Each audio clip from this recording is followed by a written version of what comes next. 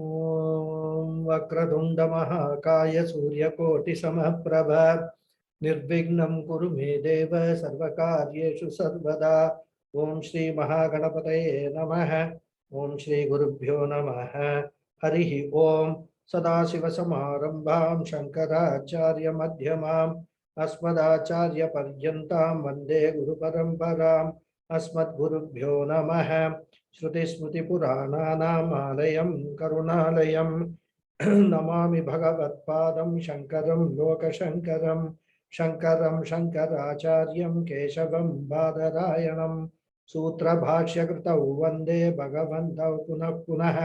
ईश्वरो गुरुरात्मेति मूर्तिभेदविभागिने व्योमवद्व्याप्तदेहाय दक्षिणामूर्तये नमः। ओम श्री मेधा दक्षिणामूर्ति स्वामिने नमः। ओम सहना भवतु सहनौ भुनक्तु सह वीर्यं करवावहै तेजस्विनावधीतमस्तु मा विद्विषावहै। ओम शांति शांति शांति। हरि ओम श्री गुरुभ्यो नमः। हरि ओम। ओम पार्थाय प्रतिबोधितां भगवता नारायणेन स्वयं व्यासेन ग्रथितां पुराणमुनिना मध्ये महाभारतम् अद्वैतामृतवर्षिणीं भगवतीम् अष्टादशाध्यायिनीम् अम्ब त्वामनुसन्धदामि भगवद्गीते भवद्वेषिणीम्। यं ब्रह्मा वरुणेन्द्र रुद्रमरुतः स्तुन्वन्ति दिव्यैस्तवैः वेदैः साङ्गपदक्रमोपनिषदैः गायन्ति यं सामगाः। ध्यानावस्थिततद्गतेन मनसां पश्यन्ति यं योगिनः यस्यान्तन्न विदुःसुरासुरगणाः देवाय तस्मै नमः। So, namaste once again everyone. So, in the last class, we were actually discussing about the 4 stages that a seeker has to go through to successfully gain the spiritual knowledge. The first stage, as I said, is the first discovery of the problem of samsara. There are many people don't even realize that we have a problem. They remain blissfully ignorant of their problem of this samsara. And then whenever they get into some problem, some trouble, some grief and all that, they say, why it is happening to me? Then they will put the blame on God or put the blame on somebody else around them. But they themselves don't realize that the problem lies with them. So they don't realize that I have the samsara disease consisting of raga, shoka and moha. So the first stage is this has to be experienced and recognized. And even after recognizing the problem, what do we all do? Normally, initially, we will try to solve the problem by ourselves. Of course, there is one period of denial which will actually precede this. We will be first in denial that we have no problem. I mean, typical of people who have got this diabetes problem, sugar problem. When the problem sets in, first reaction is denial. Oh, it's just a border case. Doctor says it's okay. There's no problem, etc. But then once they actually understand that this problem is there, then they will immediately try to do something on their own to solve the problem. They will try to find all external reasons and change the external circumstances to solve the problem. Especially this applies to this raga, shoka and moha. Because generally we do not understand that the problem is within us, and therefore we tend to blame the external factors for our problem. And because of this, as I said, we try to adjust or change the external condition. A poor man thinks that it is the poverty which is the cause. A rich man thinks that it is too much money that is the cause of his problems. An unmarried person thinks that it is the single status that is making him unhappy. A married person thinks that it is the spouse or the childless state, whatever be the case, or the behavior of the children that is causing the problem. Thus, each one places the problem outside and goes on tampering and adjusting. And after a very long struggle, some rare intelligent ones discover that the problem is within me. They discover the problem to be within themselves and not outside. And this is a very rare occurrence rather. Very few people are able to discover this. And that's why Mundaka Upanishad puts it very nicely. Pariksha lokan karmachitan brahmanaha nirveda maya nastya kritak kritena. Pariksha lokan. After discovering everything, after examining everything in this loka, they come to this conclusion that the problem is within myself. A cultured and intelligent person, a mature person who is called Brahmana here, after tampering with the world, after examining everything in the world, all external factors for some time, and finding that despite all this tampering and changing and all, nothing has changed, he or she comes to discover that the problem is within him or her. And once the problem is discovered to be within oneself, he or she finds that he does not know how to solve it. Because all that we know is to adjust the external world. We do not know how to adjust our own inner world, how to solve this problem. And therefore, the next stage is discovery of this helplessness. I have a problem. I realize I have a problem. I have tried all that I know in terms of trying to find a solution to the problem. I am not able to solve it. This is the stage of helplessness. My problem is still persisting and I am helpless. And this is called Dhainya Avastha or Karpanya Avastha. This is the second stage. So the first stage is, first of all, discovering the problem, accepting I have a problem.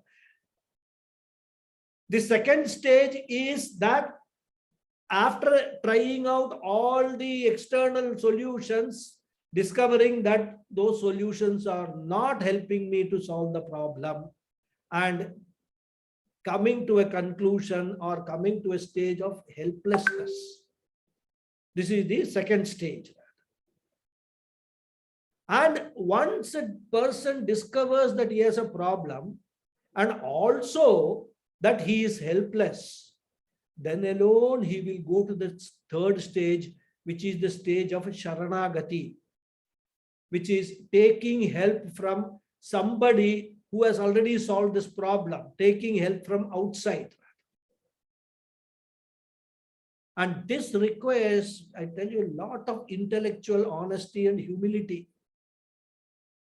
Because most of us are all very well educated, having so many degrees.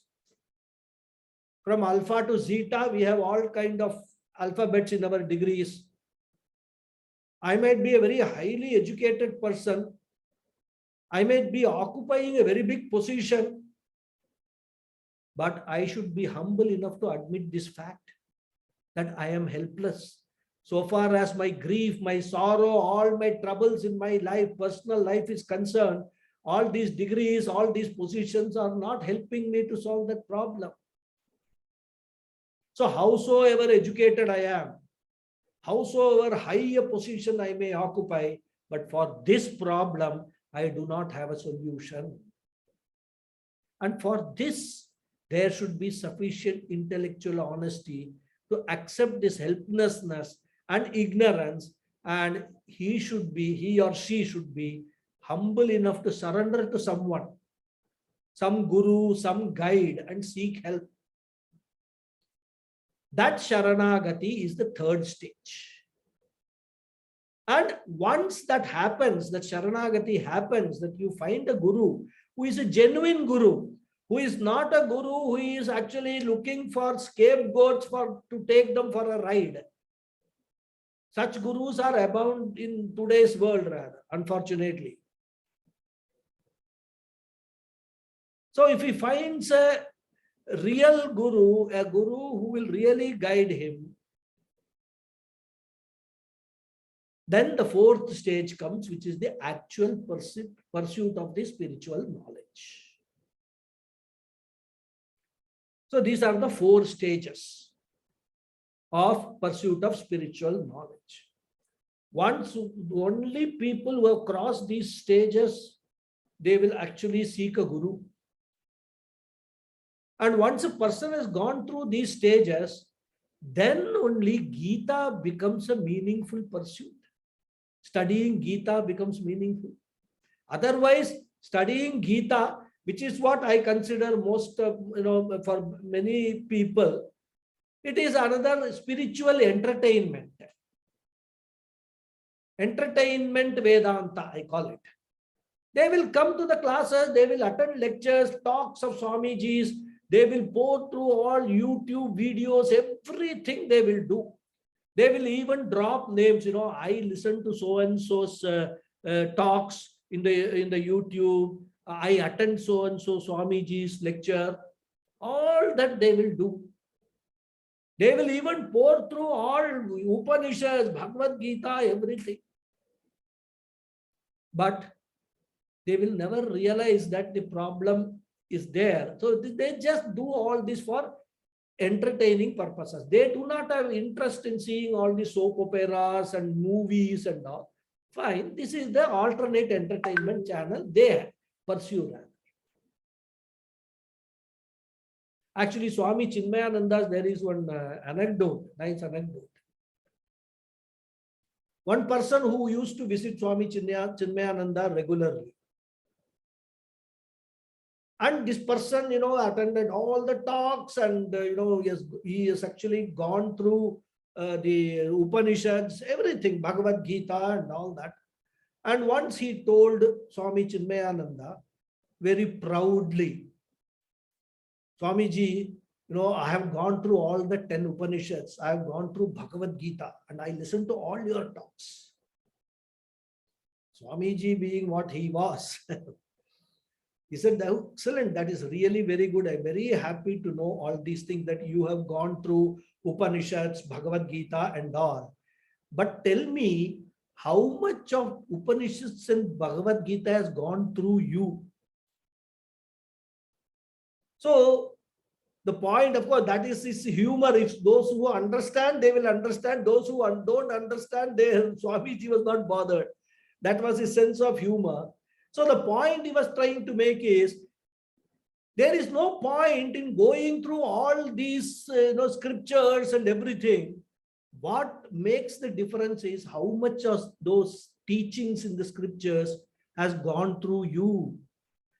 How much you have actually imbibed that knowledge. How much you have taken that knowledge seriously and trying to change your entire lifestyle to fit into that mold which the gurus are teaching. That is more important than spending your time just like that, listening to talks and all that. Because as Swami Paramarthananda used to say, in Vedanta classes, he says, people come to Vedanta classes and they will leave their chappals, their footwears outside the classroom. Once the class is over, he says, people will go out, chappal on, Vedanta gone. That was Swami Paramarthananda's, very popular quotation. So that is what happens rather. We may listen to all these things, but what we do how we contemplate on the teaching, how we try to look at each and every aspect of our living rather. Each and every time we react to somebody, do we actually think and we introspect whether my reaction was appropriate or not? Was this reaction in line or in tune with what the scriptures are teaching? Every time, because many times reactions comes involuntarily rather because of our past orientation. So all this is involved in spiritual pursuit. Spiritual pursuit is not merely listening to talks, listening to lectures, attending classes, or even going through volumes after volumes of commentaries which has been written and all that. All that is not required. If the person is really spiritually inclined and he has really discovered his helplessness and he really wants to attain that moksha, Tivra Icha is there for that moksha, then Puja Swamiji says even a text like Tattva Bodha is enough for you to take you to the ultimate goal of the spiritual path. You don't need Bhagavad Gita, you don't need anything, just a very simple text is enough. But what makes the difference is that interest, that desire, strong desire for that moksha. And all this is what Vyasacharya wants to show indirectly through the context of the Mahabharata.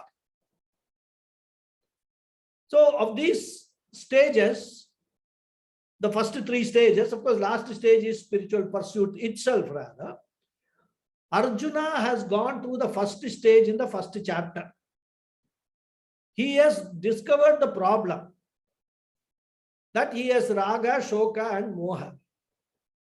But he has still not discovered helplessness, which is the second stage. So he thinks that he has a solution for his problem. And the solution is, which he has visualized, is throwing the bow and arrow and running away from the battle. But as I said, even though he decides to run away, there is something, he feels that even that may not be a real solution. Because in one corner of his mind, his conscience is telling him that being a Kshatriya, hey Arjuna, you have to fight for the sake of dharma. So at the end of the first chapter, when he sits down, throwing his bow and arrow, that stage, he is gradually moving from a wrong decision, which is to run away from the battle, to the realm of doubt, the realm of dilemma. Am I right in this conclusion that my problem will be solved by running away from the battle? That question is there in his mind somewhere. And that is why he actually doesn't ask Krishna to go away. So from a wrong decision coming to a doubtful situation itself is a great progress. Because a doubt is better than a wrong decision. Because when a person has taken a decision, even though it may be wrong, and he is sort of stuck to it, he may not be amenable to listen to anyone. But if he has a doubt about his decision, at least he will try to consult someone, take the help of someone. There is a possibility of inquiry and there is a possibility of a solution also. So therefore, in the first chapter, Arjuna had taken a wrong decision. And here in the second chapter, Arjuna progresses from the wrong decision to doubt. Once the doubt comes, knowledge is not far behind, because doubt is the trigger for us to seek knowledge. Seek the correct knowledge. This is how we progress. In Sanskrit, it is called Viparyaya. Viparyaya to Samshaya. Samshaya to Jnana. This is the stage. Viparyaya, that is a doubtful stage.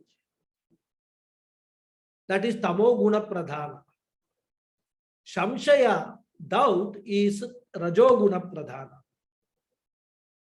And Jnanam is Sattva Guna Pradhana. So Tamas to Rajas to Sattva is the progress. Wrong decision to doubt to right decision. This is the progress we make in all matters, including spiritual journey.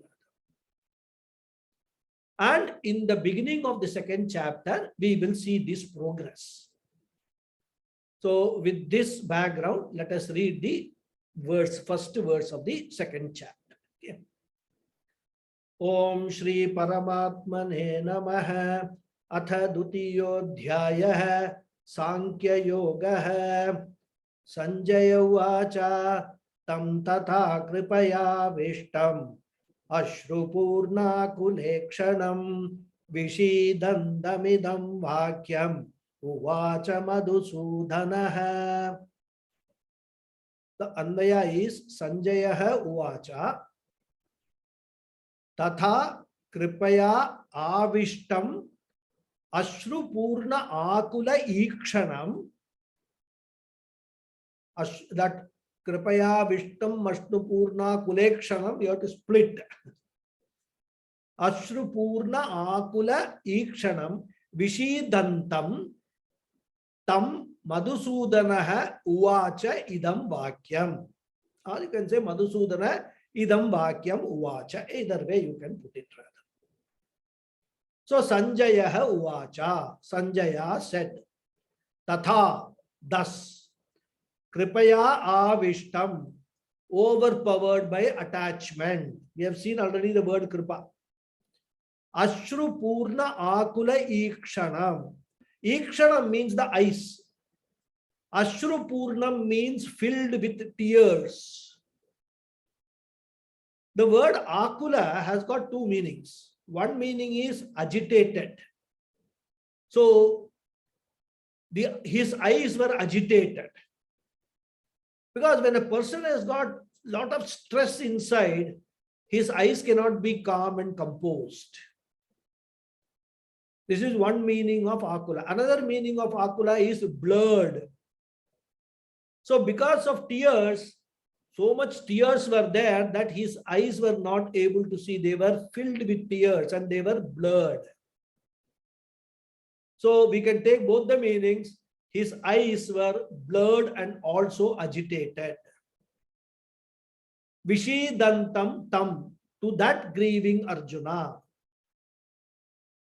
Madhusudanaha, Krishna. Idam Vakyam, the following words, Uvacha, spoke. This is the word meanings.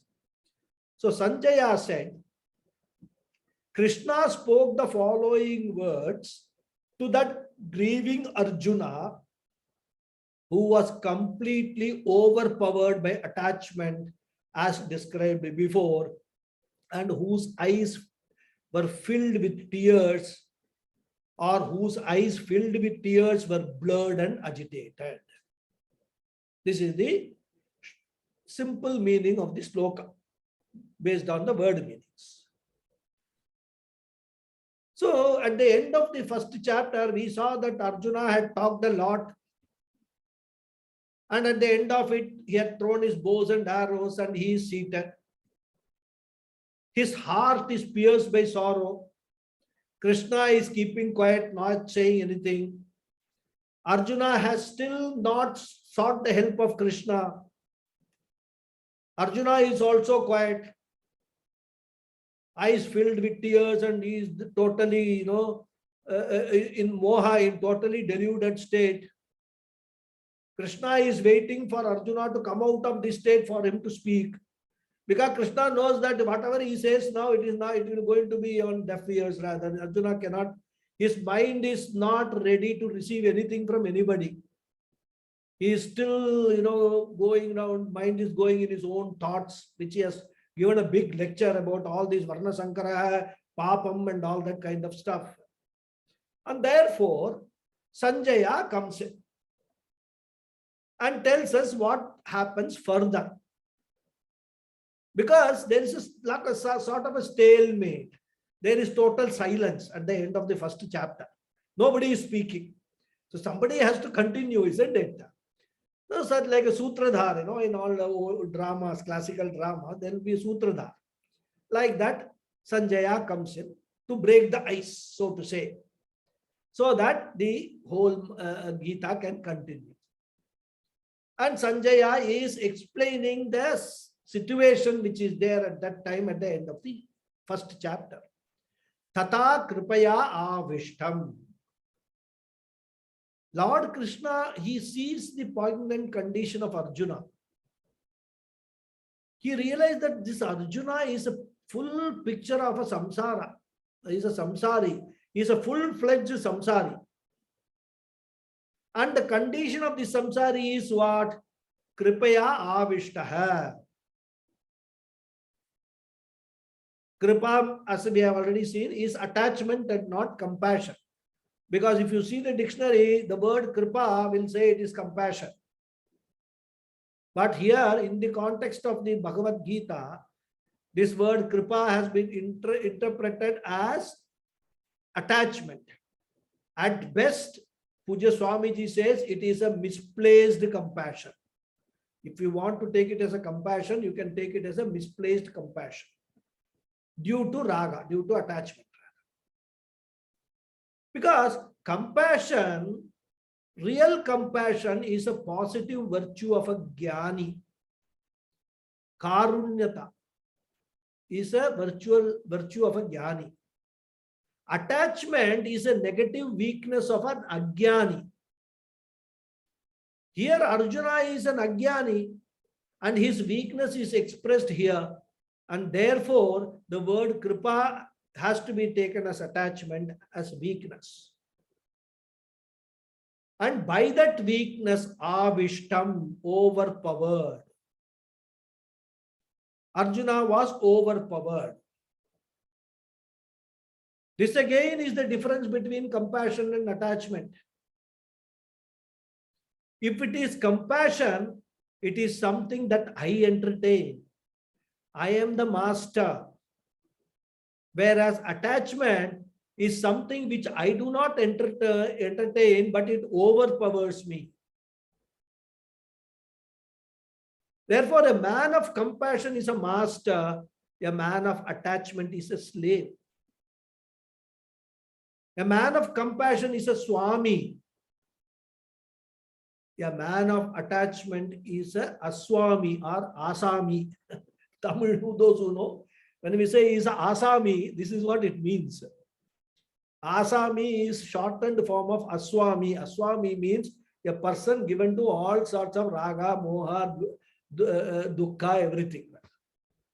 He is a slave to raga, shoka and moha. So here Arjuna is what? Kripaya vishta. Kripaya vishta, overpowered by attachment. And this attachment has eventually led to what? Ashru Purna Akula Ikshanam. Akula, as I already explained, two meanings are there, agitated and blurred.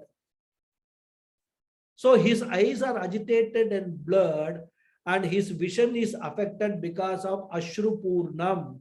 Ashru Purnam is filled with tears, tearful eyes, full of tears. And because of the tears, he is not able to see clearly. And this represents shoka. Kripaya Vishtam represents raga. Ashru Purna Kulekshanam represents shoka. And Vishidantam, grieving. Because earlier itself he was grieving in front of Lord Krishna, isn't it? Talking about Mama Gatrani Sidanti, Mukhani cha Parishusyati, etc.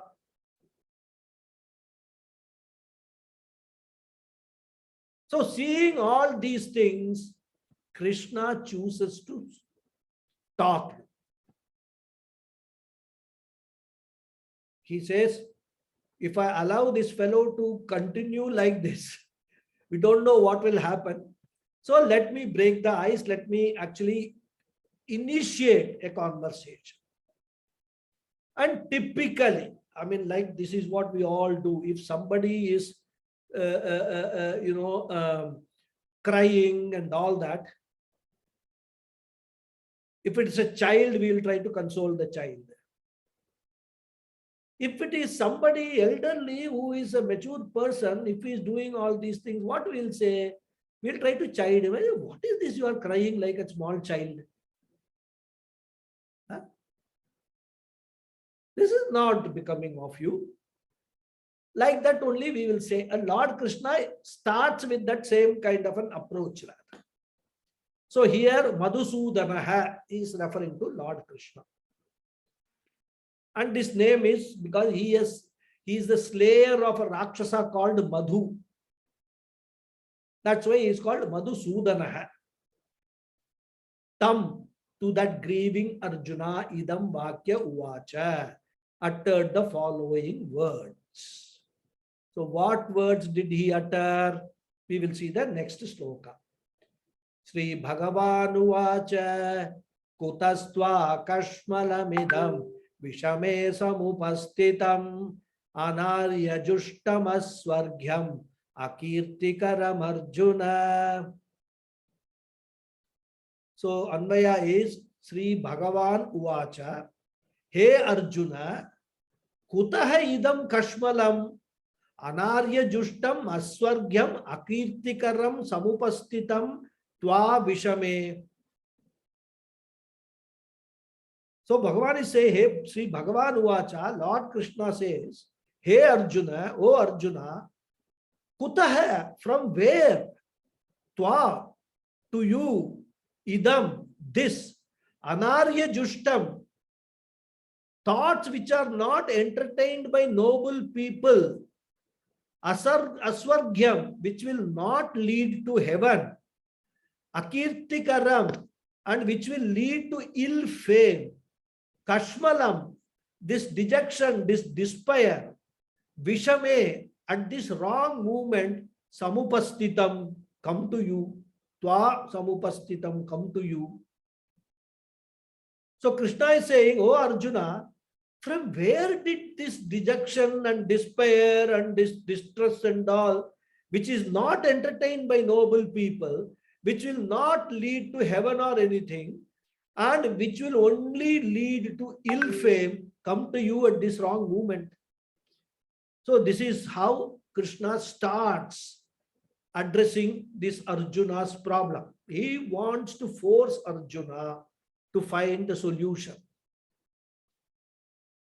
So in these two verses, we see Lord Krishna strongly chides Arjuna, scolds him.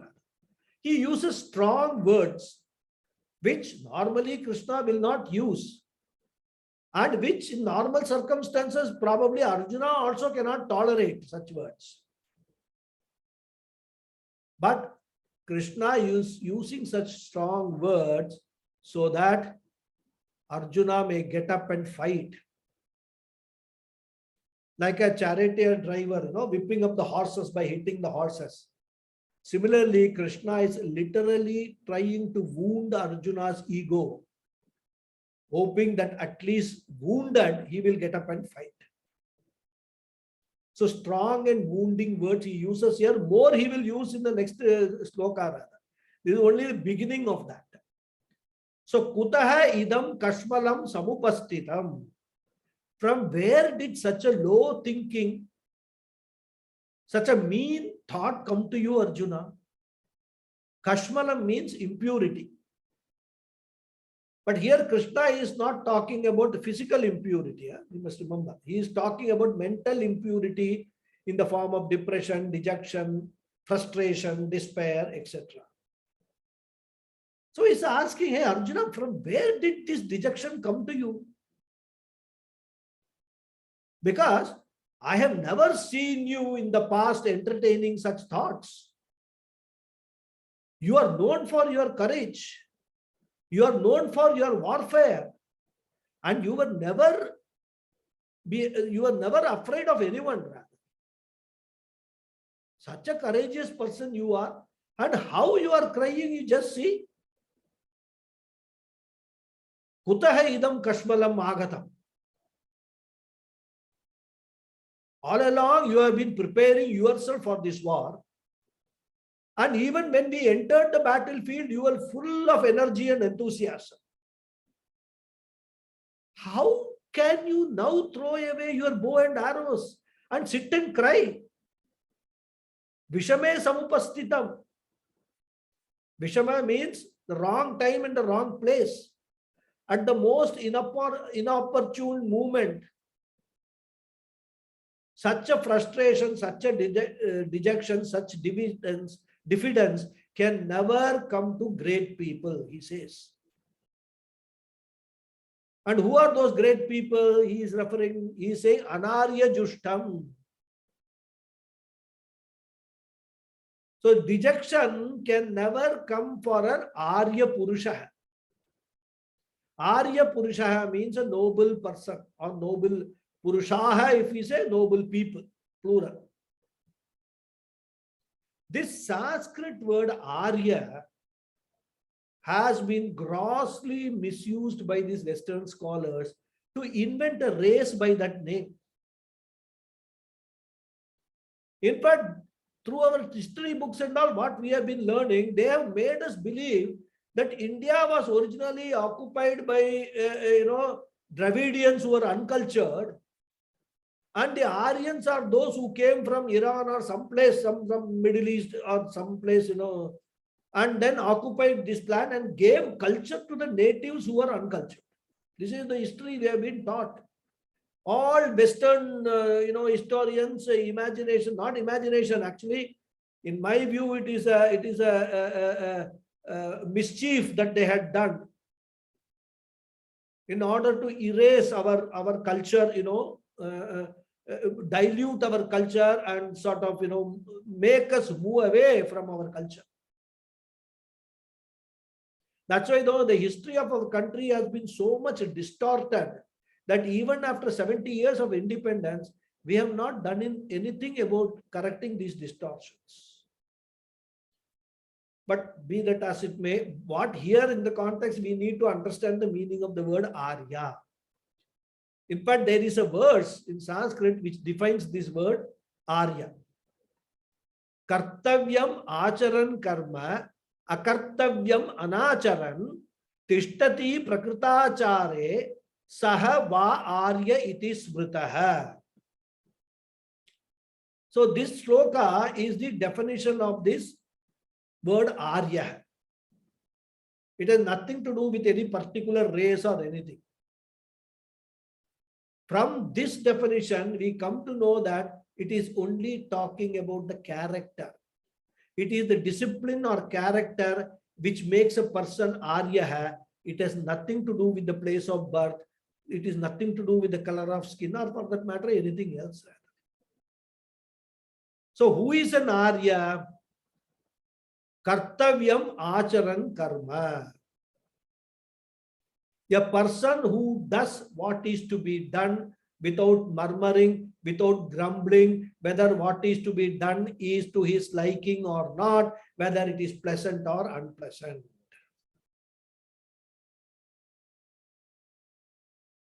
There is a word in Bhagawad Gita, Krishna uses in the 4th chapter, Krishna karma krit. My Sanskrit students will recall yesterday we had a discussion on Krishna karma krit in the Sanskrit class. He is a person who does what is to be done completely, fully.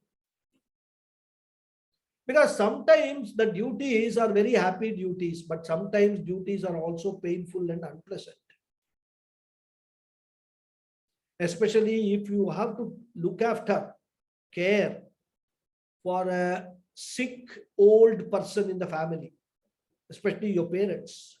They are sick, they are in pain. I mean, it's a duty that you have to do. You have to do it with all dedication, but it is not a very pleasant duty. It's an unpleasant duty, but you have to do. A person who does this is an Arya. Arya is one who never divides his duties as pleasant and unpleasant. For him, duty is duty. What is to be done has to be done. And the one who does that, kartavyam acharan karma. He never gives room for his personal likes and dislikes.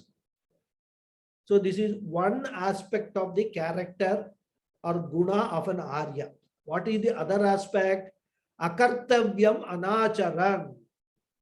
What is not to be done, he does not do. However tempting it is, however attractive it is, however likable it is, he does not bother. What is not to be done should not be done at any cost. Therefore, an Aryan is one who does what is to be done and does not do what is not to be done. In his duties, there is no room for his personal likes, dislikes, pleasant, unpleasantness, etc. Such a person is an Arya, a cultured person. So an Aryan does what is appropriate to the situation. Sometimes it may not be a matter of dharma or adharma. It may just be an issue of appropriate or inappropriate. Because in certain places, we also have to know what is appropriate to be done, what is inappropriate to be done. Isn't it? A person has to react. Because, for example, suppose we know a lot of Vedanta and all that, and we know, na jayate mriyate va kadachit nayam bhuya, and Atma never dies, and all that Vedanta has gone into us. At least it is there in our intellect. We go to some house where there is a death has occurred. We cannot start telling those people, no, your person is not dead and all that. This is all changing of all this lecture and all that. That is not an appropriate place to give all these lectures. There you have to go and condole the, that's a sad event and share the dukkham of that family and all that. Where they are all ajnanis, we should know that. So, where what is to be told, how one should act in circumstances is also comes under this definition of what is to be done and what is not to be done. And tishtati prakritachare, one who lives the life of achara, discipline. Saha vai arya iti smritaha. In the shloka, it is saha va. That va actually is a form of vai, indeed, is the meaning. Such a cultured and disciplined person indeed is called Arya. A dharmic person with enough common sense is an Arya. So it does not matter whether he has got a fair skin or a dark skin. Does not matter whether he is short or tall. It has nothing to do with Iran or any even Vedic civilization. It has nothing to do. Except that if a person understands what are the the Vedic lifestyle and he follows it, that will actually give him all the gunas of a Arya. So nothing to do with the place. Simple definition, Arya is that he is a cultured person. And here Krishna tells Arjuna, what you are doing, Arjuna, is anarya jushtam. Such a dejection can never come to a cultured person. Arjuna, I know you are an Arya, you are a cultured person. But the thinking that you have now, suddenly which has come into you, is not entertained by an Arya. So Arjuna, if you are a cultured person, you should do your duty of a Kshatriya without feeling bad about what you have to do. And if you try to escape from your duty, you are anarya. Anarya jushtam idam kashmalam. This despair, this despondency of yours, this emotional entanglement, this personal likes and dislikes of yours is unlike an Arya. This is what he says. And not only that, He says this action of yours, refusing to fight, is adharmic also. Because you are unwilling to perform your dharma. Therefore, it is asvargyam. By your not performing your dharma, it is not going to give you any punya phalam. It is adharmic and it will give you only papam rather. So don't think that by killing people you are doing papam. In fact, if you don't fight, you are going to gain papam. That's what he points out to Arjuna, asvargyam. And moreover, he says, most importantly, akirtikaram. So not only your action or your thoughts right now is anarya, not only that it will not give you swarga after death, even while living, Arjuna, it is going to give you only ill fame, akirtikaram. And here, by using this word akirtikaram, he is reminding Arjuna how famous a warrior Arjuna is. But if he refuses to fight and run away from the battle, people will think that all that fame that you have earned was a coincidence, a stroke of luck, a fluke, and that in reality you are a coward. Therefore, you will lose your punyam, you will also lose your fame. So, kutaha idam kashmalam. How can such negative thinking come to you, hey Arjuna? And Krishna doesn't stop here. He continues. Next sloka. Klaibyam asmagamah partha naitatyayupapadhyate Shudram hridaya daurbalyam tyaktvottishta parantapa. So he says, hey Partha, masma gamaha klaibyam yetat na upapadyate tvayi. Hey parantapa tyaktva shudram hridaya daurbalyam uttishta. Or you can say, Chudram hridaya daurbalyam tyaktva uttishta. Both are same. You can put tyaktva in the beginning or after that hridaya daurbalyam also. So what are the word meanings? Hey Partha, O Arjuna, masma gamaha. Do not take to klaibyam, unmanliness. Etat, this state, na upapadhyate, does not befit, is not appropriate twayi to you. Then he addresses Arjuna in a more strong word, hey parantapa, O Arjuna, who makes his enemies sweat rather because of the heat, parantapa. I'll give you the explanation later. Tyaktva, having given up, Shudram, this lowliness, this meanness, mean thoughts which has entered your mind, Tyaktva, having given up, Hridaya Dorbalyam, this faint-heartedness, this weak-heartedness, having given up, Uttishta, may you get up. So he says, oh Arjuna, do not take to unmanliness. This state does not befit you. O Parantapa, having given up this mean, faint-heartedness, may you get up. This is the meaning of this, simple meaning of this sloka. So, hey Partha, hey Arjuna. Again, the word Partha is a very nice word. Partha means son of Pritha.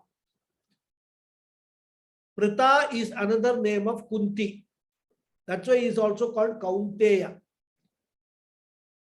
So, Partha, Prithaya, Kuntya, Putraha, Kaunteya, Partha. That is the how in Sanskrit we It's a taddita pratyaya is used, Partha. So, hey Partha, Klaibyam masma gamaha. Klaibyam, here we have taken the meaning as unmanliness. Actually, one of the meanings, the word kleba has got lot of meanings, but one of the meanings of kleba is one belonging to the neuter gender, neither man nor woman. But given the circumstances, it is more of a figurative speech here which Krishna uses. We can take the meaning as unmanly, which is also the appropriate dictionary meanings for kleba also. Unmanliness, timidness, weak-mindedness, etc. One who is incapable of taking courageous decision, the one who withdraws when a crisis comes, or as they say, the one who is chicken-hearted, is a kleba. So klaibhyam, again, the quality of being kleba, unmanliness. So, hey Arjuna, may you not take to unmanliness or weakness. Why? Because etat twayi na upapadhyate. If anybody else does that, it will be understandable, Arjuna. But you, Arjuna, you are known for your courage. So this kind of disposition which you are now exhibiting is unbecoming of you. It is not at all appropriate. And here Krishna is indirectly referring to an episode in Virata Parva of Mahabharata. I don't know, some of you may know this episode, but for those of you who do not know, I will just explain this episode. At least we'll try to see if we finish this small. It's an episode which is a very interesting episode. It is from Virata Parva of Mahabharata. You know, Virata Parva, that talks about the 12 years of Vanavasa, that is the forest life, which Pandavas had to undergo as a result of losing their game of dice with Duryodhana, aided by Shakuni. So the bet was that if the Pandavas lose, they will go for 12 years, forest life. And in that there was an additional condition. The last 1 year of this Vanavasam, they will have to live incognito, that is in disguise, Ajnatavasa. They have to do, so that if they are discovered, then the whole thing is gone. Then they will have to go to 12 years again for Vanavasam. This was the stringent condition which, Yudhishthira agreed when this was put to him. The last game of dice which they played, they said, we will give you everything, Draupadi and all, because Draupadi was already lost and all that. So Duryodhana said, I will give you everything back, provided if you win this, you will get everything back, including the kingdom. But if you lose this game, you will go for 12 years or Vanavasa. All this agreed by Yudhishthira. So this last year, which they were supposed to live in disguise, in the Ajnatavasam, nobody should discover them, the Pandavas. And it was very difficult because Pandavas, each one of them was very famous and had their own individuality. So they chose the Matsya kingdom. Matsya kingdom was actually a kingdom which was bordering Hastinapur, which was ruled by King Virat. So they chose that kingdom to spend the last 1 year. And different people, different Pandavas, they took different roles. Bhima, given his culinary skills, he became the royal cook rather. Arjuna, because Arjuna was very good in fine arts also. Arjuna could dance very well. He knew dance and all that. So he became a dance teacher. And Arjuna, he took the disguise of an eunuch and gave himself the name Brihannala.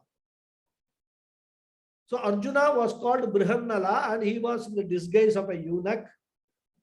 And he was teaching dance to the daughter of King Virat in the palace.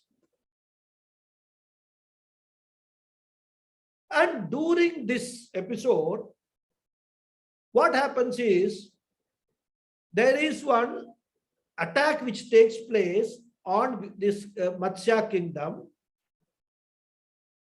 That king, some Trigarta, some name is there. I'm not remembering. That army attacks this Matsya kingdom. So Virat, King Virat, along with his army, he goes to defend that the Matsya kingdom rather, and fight that army. Now Duryodhana has all along been waiting for an opportunity to unmask the disguise of the Pandavas, so that they could be sent to Vanavasam for another 12 years. And he can enjoy the kingdom for another 12 years. Hastinapur kingdom. All that Duryodhana want to do, by hook or by crook, I should deny them the kingdom. And if he is able to catch somebody, one of the Pandavas even, in disguise, and identify the Pandavas, then the Pandavas are gone for another 12 years. And because of that, he had a very vast, intelligence network. He had put his spies everywhere to find out where these Pandavas are. And he had a strong suspicion that these Pandavas were hiding in Matsya kingdom. Therefore, what he did, he wanted to attack the Matsya kingdom, and knowing fully well that King Virat was engaged in another war and will not be able to defend his kingdom, he felt this is the best time to attack the kingdom and then go inside and search for all these Pandavas. Now, this news of the impending attack by Duryodhana came to the palace. And this King Virat had a prince called Uttara Kumara.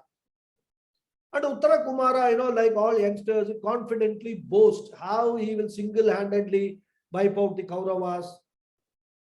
Because he says, what if my father is not there, if the king is not there, I am the prince, I can easily defeat the Kauravas and all that. And he sets out to fight them. What happens?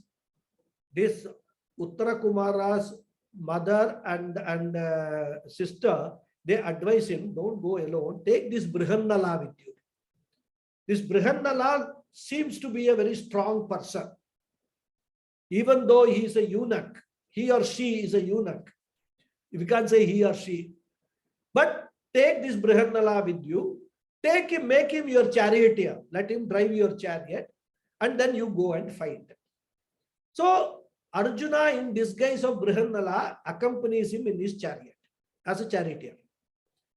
And as they approach the Kuru army, the Uttara Kumara panics at the sight of all that, Duryodhana, Bhishma, Drona, and all, they're all there. He suddenly sees them and he develops fight and he runs away from the battlefield.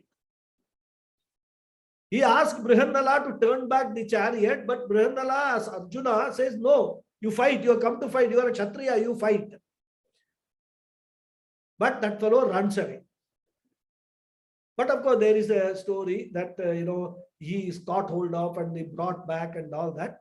And Arjuna pacifies him. So Krishna is reminding Arjuna that when Uttara Kumara was so much terrified, not only you encourage Uttara Kumara, but also in order to drive away his fear, you asked him to chant this sloka, which has the 10 names of Arjuna.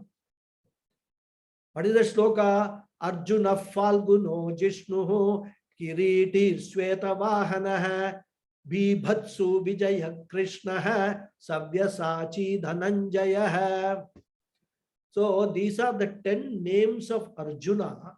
Arjuna advises Uttara Kumara to chant this sloka, and it is said in the Shastras that whenever one feels weakness, by chanting these 10 names of Arjuna, the fear will go away. So what Krishna is saying, and of course Uttara Kumara is not able to fight Bhishma, and also Arjuna fights them. in his disguise. And then Duryodhana suspects that nobody can fight like this other than Arjuna. So they want to catch Arjuna and remove his disguise. By that time, he has already fought, and he makes them through some astra. He makes all the Kauravas as what they call. I'm not getting the right word. He makes them faint rather, and then he runs away from the battlefield. That's the story. Then, of course, there are so many things. We'll not go into that. So, what Krishna is telling it, hey Arjuna, not only you fought all the great warriors like Bhishma and others single-handedly and won that war, therefore, you are not afraid of this Kaurava people because you have already fought them. You have even defeated Karna before, and long before you even fought with Parameshwara. Another episode is there. Parameshwara, Lord Shiva himself, Arjuna fights. And Shiva was so impressed with Arjuna that he congratulated Arjuna and also gave him a special astram rather. So therefore, hey Arjuna, your name is so popular for courage and is so powerful, and therefore, how can you be frightened? Therefore, etat tvayi na upapadyate. This action and attitude on your part does not befit your status. This is what he says. We'll stop here. It's time now. We'll continue in the next class. Okay. Om Purnamadav Purnamidham Purnat Purnamudachyate Purnasya Purnamadhaya Purnameva Vasishyate. Om Shanti Shanti Shanti. Harihi Om Sri Gurubhyo Namaha. Harihi Om. Thank you all very much. Namaste, Guruji. Thank you, Mama. Thank you, Thank you, Guruji. Guruji. Hari Om. Hari Om. Thank you. Guruji. Namaskaram, Guruji. Thank you very much. Namaskaram. Namaskaram. Thank you, Guruji. Thank you. Thank you, Guruji. Hari Om. Thank you. Thank you, Mama, Guruji. just if you can repeat the meaning of the word kulekshanam. Ashru Purna. That word is, it is not just Kulekshanam. Ashru Purna Akula Ikshanam. Ashru Purna Akula Ikshanam. Ikshanam means ice. Akula means overpowered with, or it is filled with. Right? I used it to agitated, akula, or blurred. Both meanings we can take akula. Then ashru purna, with tears, filled with tears. So ashru purna akula ikshanam means eyes filled with tears, completely filled with tears. Eyes which are blurred, agitated, filled with tears. This is the full meaning. Ashru purna. Ashru Purna Akula Iksha. Can you please explain the meaning of Kashmalam? Kashmalam basically means distress, mental trauma. Kashmalam means distress, or you can take despondency. That is the meaning of Kashmalam. Kashmalam basically means any dirt, right? Kashmalam is also got a meaning of anything which is impure. But here in this context, we have to take the meaning as despondency or distress. Okay. Just an extension of it.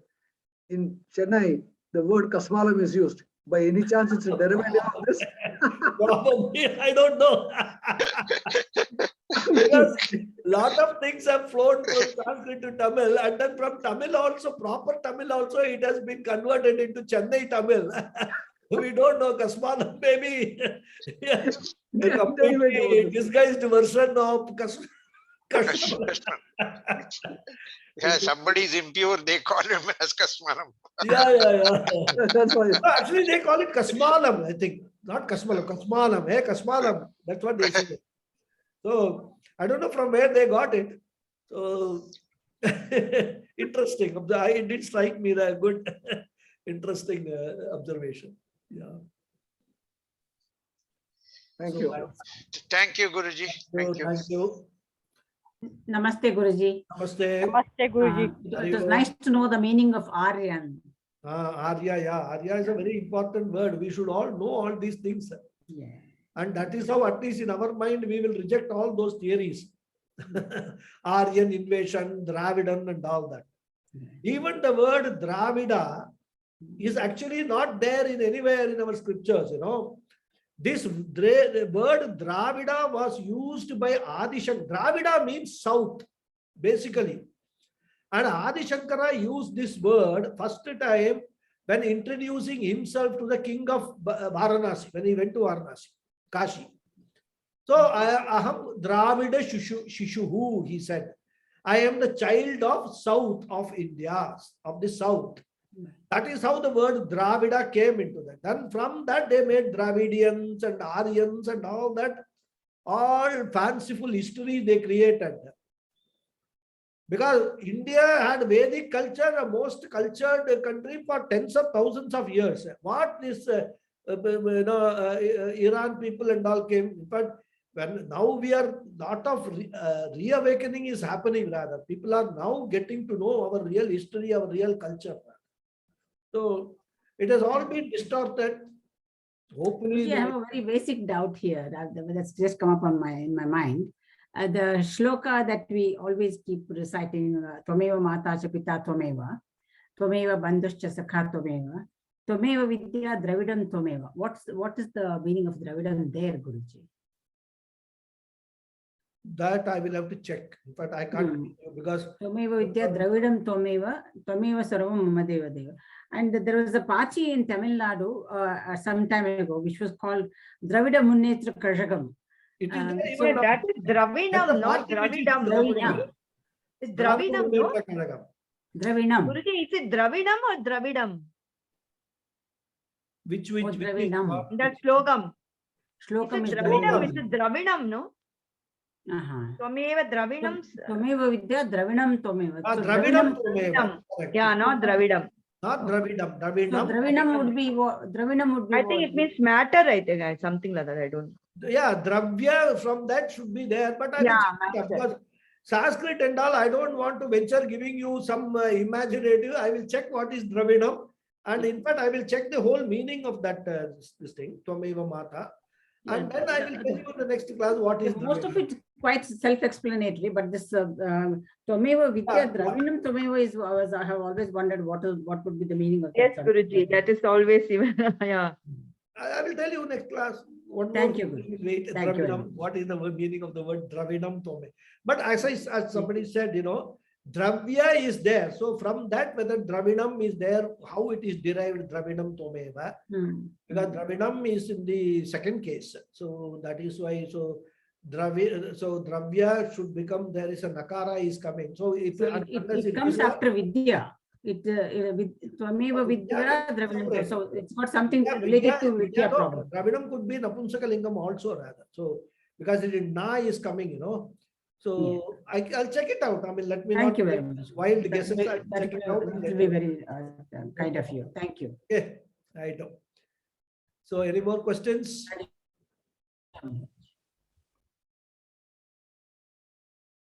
Shall we close? Okay, right. Oh, thank you very much. So see you in the next class. Hari Om. Thank you. Thank you, Guruji. Hari Om. Thank you.